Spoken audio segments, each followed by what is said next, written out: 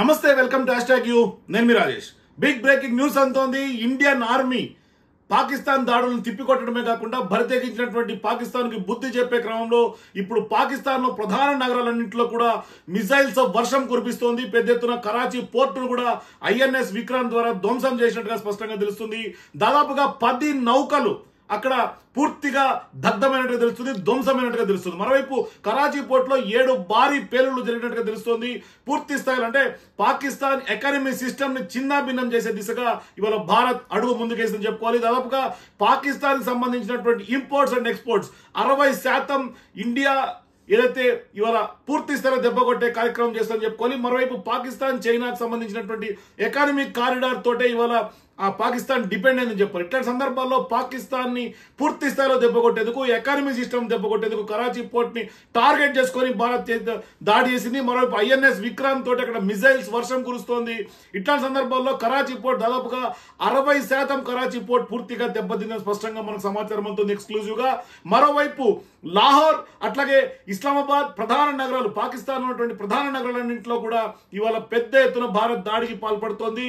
ప్రతీకార దాడిగా counter attack స్పష్టంగా చెప్పుకోవచ్చు. అంటే పాకిస్తాన్ జమ్మూ కాశ్మీర్ అట్లాగే పంజాబ్ అట్లాగే రాజస్థాన్ చాలా వరకు ఎయిర్పోర్ట్స్ టార్గెట్ చేస్తూ ఇవాళ దాడులకు పాల్పడినటువంటి నేపథ్యంలో ఇక్కడ ప్రతీకార దాడికి కొంత పాకిస్తాన్ తిరగబడింది. మరోవైపు ఇండియా కూడా, ఇండియన్ ఆర్మీ కూడా పూర్తి స్థాయిలో తిప్పికొట్టిందని చెప్పారు. ఇక్కడ తిప్పికొట్టడమే కాదు, పాకిస్తాన్ లో కూడా పెద్ద ఎత్తున అటాక్ కి పాల్పడింది. కౌంటర్ అటాక్ ఇండియా చేస్తోంది.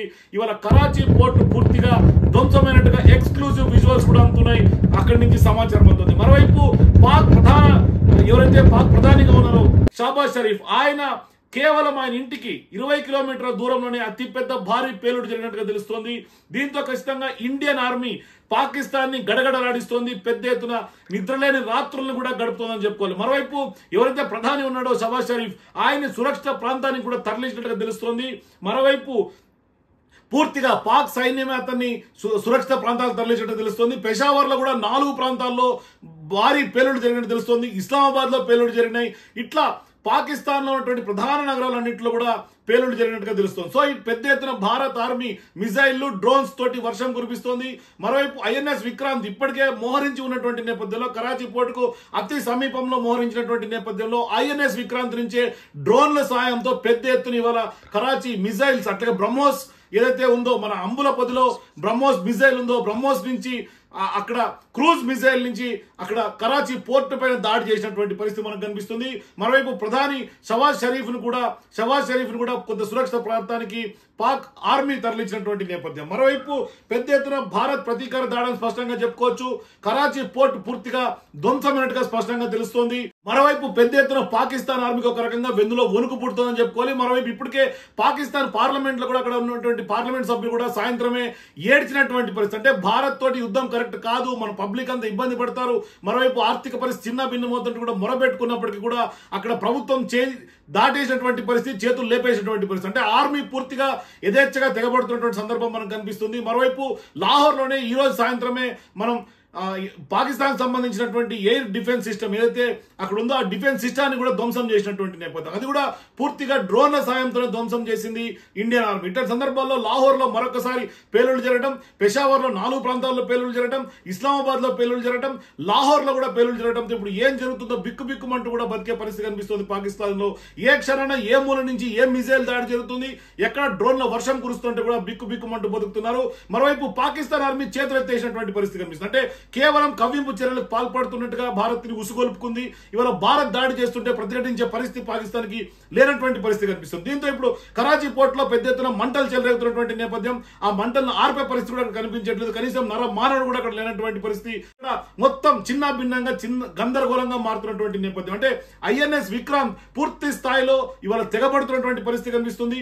ఇది మొదటి నుంచి ఎక్స్పెక్ట్ చేసింది అంతర్జాతీయ నిపుణులు కానీ, లేకుంటే పెద్ద ఎత్తున ఆర్మీ ఎక్స్పర్ట్స్ కానీ మొదటి నుంచి చెప్తున్నారు. ఆ భారత్ అమ్ముల పదిలో అట్లాగే ఆర్మీ కంపారిజన్ కనుక తీసుకుంటే చాలా పెద్ద ఎత్తున మనకు చాలా వరకు ట్యాంకర్స్ కానీ, లేకుంటే అత్యాధునిక టెక్నాలజీస్ కానీ, డ్రోన్స్ కానీ, మొత్తం ఇజ్రాయెల్ సంబంధించినటువంటి టెక్నాలజీ అంతా కూడా మన సొంతం ఉంది. రఫేల్ ఉన్నాయి, మన దగ్గర లేటెస్ట్ రఫేల్స్ ఉన్నాయి, ఇట్లా చాలా వరకు ఉన్నాయి. కానీ ఇవన్నీ తెలిసి కూడా కేవలం మా దగ్గర న్యూక్లియర్ వెపన్స్ ఉన్నాయన్న ఒక బరితెగింపు పాకిస్తాన్ లో కనిపిస్తుంది.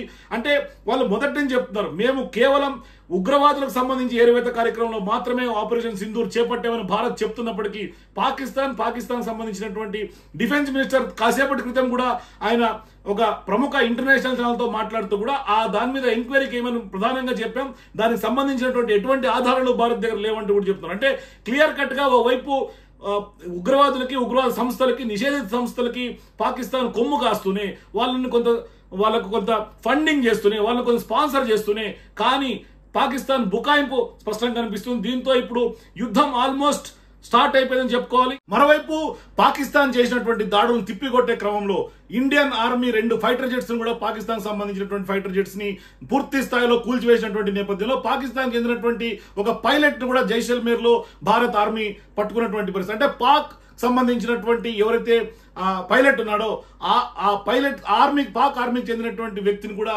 మనం సేఫ్ గా పట్టుకోగలిగాం. సందర్భాల్లో ఇండియన్ ఆర్మీ ప్రధానంగా పాకిస్తాన్ చెందినటువంటి పైలట్ ని కూడా కస్టడీలోకి తీసుకుంది, ఆయన్ని కూడా పట్టుకున్నటువంటి పరిస్థితి. అంటే పాకిస్తాన్ చెందినటువంటి ఆర్మీ ప్రొఫెషనల్ ఎవరైతే పైలట్ ఉన్నారో ఆయన్ని కూడా ఇప్పుడు మనం సురక్షితంగా పట్టుకొని కస్టడీలోకి తీసుకున్నటువంటి పరిస్థితి జైసల్మేర్ లో. సో ఇప్పుడు ఏం జరగబోతుంది అని మనకు ఉత్కంఠ కొనసాగుతుంది. మరోవైపు భారత్ ప్రధాని నరేంద్ర మోదీ అయితే మాత్రం పూర్తిగా వరుస సమీక్షలు చేస్తున్నారు. ఇట్లాంటి సందర్భాల్లో ఏం జరగబోతుంది, ఈ రాత్రి మాత్రం చాలా టెన్షన్ వాతావరణం రెండు దేశాల మధ్య కొనసాగుతుంది. పెద్ద ఎత్తున భారత్ ప్రతీకార దాడులు కొంత పాకిస్తాన్ మీద చేస్తుంది, భారీ ఎత్తున పేలుడు జరుగుతున్నాయి. కరాచీ పోర్టు పూర్తిగా ధ్వంసమైనటువంటి పరిస్థితి కనిపిస్తుంది. For latest updates